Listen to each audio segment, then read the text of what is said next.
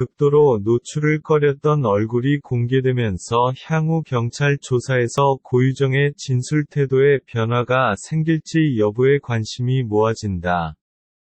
고유정은 7일 오후 4시 제주 동부경찰서 유치장에서 1층 진술녹화실로 이동하는 과정에서 취재진 카메라에 자연스럽게 노출됐다.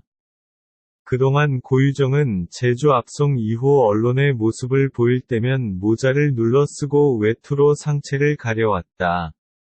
지난 6일 오후 신상공개 결정 이후 첫 모습을 드러낸 고 씨는 고개를 깊숙이 숙이고 얼굴을 가린 채 취재진 앞을 지나가 이른바 정수리 공개라는 비판 여론이 일었다. 이날 고유정은 회색 추리닝 바지와 검은색 상의를 입고 포승줄로 묶여 형사의 안내를 받으며 조사실로 향했다.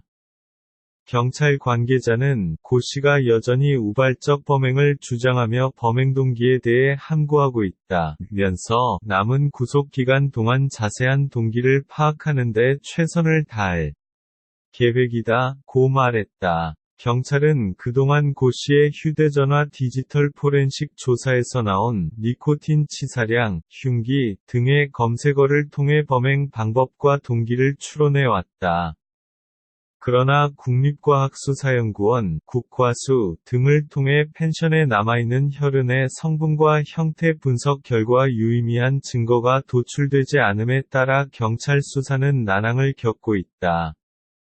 다만 경찰은 고 씨가 완도행 여객선에서 시신을 담은 봉투를 버리는 것으로 추정되는 폐쇄회로 CCTV 영상과 고 씨의 집에서 압수된 범행 도구만으로도 혐의 입증에는 문제가 없다는 입장이다. 고 씨는 법원에서 구속영장이 발부된 이후 심경변화를 겪은 것으로 보인다.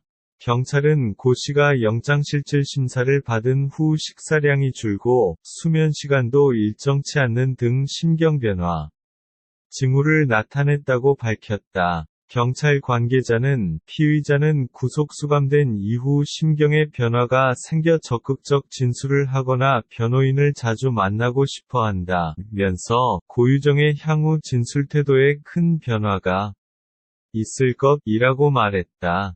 고유정은 지난달 25일께 제주시 조천읍의 한 펜션에서 전 남편인 강 씨를 만나 흉기로 살해한 혐의를 받고 있다.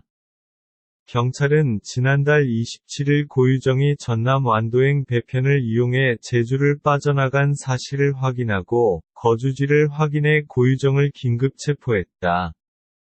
경찰은 시신을 바다에 버렸다는 고유정의 진술을 토대로 지난 2일 해경에 수색 협조를 요청했다. 협조 요청을 받은 해경은 지난 3일 함정 6척을 투입해 제주 물결표 완도 여객선 항로를 중심으로 수색했으나 시신을 찾지는 못한 상태다. 한편 제주지방경찰청 신상공개위원회는 지난 5일 고유정의 이름과 나이 등 신상을 공개하기로 결정했다. 신상공개위원회는 고유정이 전 남편을 살해하고 시신을 심하게 훼손 후 불상지에 유기하는 등 범죄 수법이 잔인하고 그 결과가 중대할 뿐만 아니라 구속영장 발부 및 범행 도구가 압수되는 등 증거가 충분하다고 공개 사유를 밝혔다.